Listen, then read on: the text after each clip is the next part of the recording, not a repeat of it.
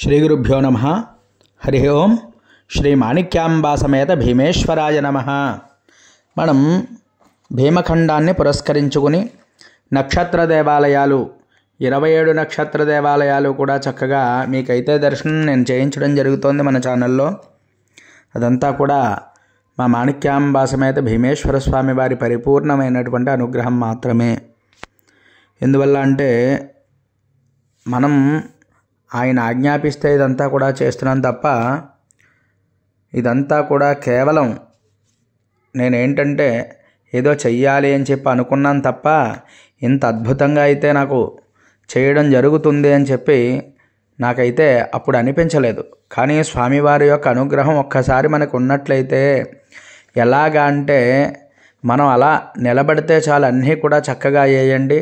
అదంతా స్వామివారి కృపాకటాక్షంగా భావిస్తున్నాను. సరే, ఇక్కడికి వచ్చేటప్పటికి మనకి ఈ నక్షత్ర దేవాలయం ఏమిటి అనేది మనం తెలుసుకుందాం.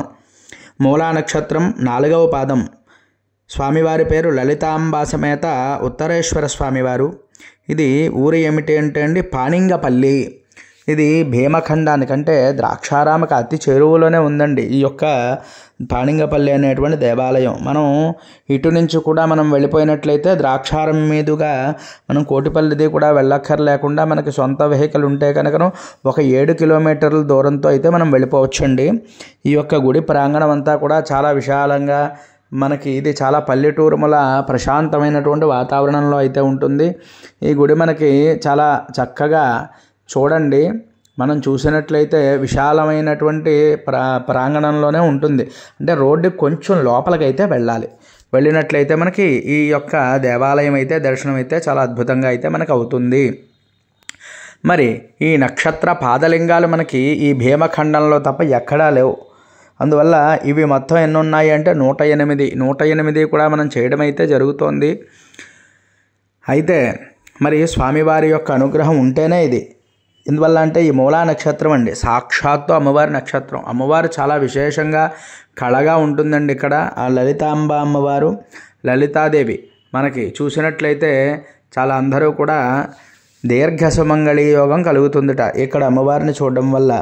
ఎందువల్ల అంటే ఉత్తరం వైపు ఉన్నారు కాబట్టి ఉత్తరేశ్వరుడు అంటే ఇక్కడ భీమఖండాన్ని పురస్కరించుకుని ఉత్తర దిశగా ఉన్నాడు కాబట్టి స్వామివారి పేరు ఉత్తరేశ్వర స్వామివారు అని చెప్పి మనకు ఆధారాలు అయితే ఉన్నాయండి. మరి అటువంటి మూలా నక్షత్రం అంటే సాక్షాత్ అమ్మవారి నక్షత్రం. మూలా నక్షత్రానికి అధిష్టాన దేవత ప్రజాపతి. అలాగే ఈ మూలా నక్షత్రం ధనుర్రాశిలోకి వస్తుందండి. 1వ పాదం, 2వ పాదం, 3వ పాదం, 4వ పాదం కూడా మనకి ధనురాశిలోకే వస్తుంది.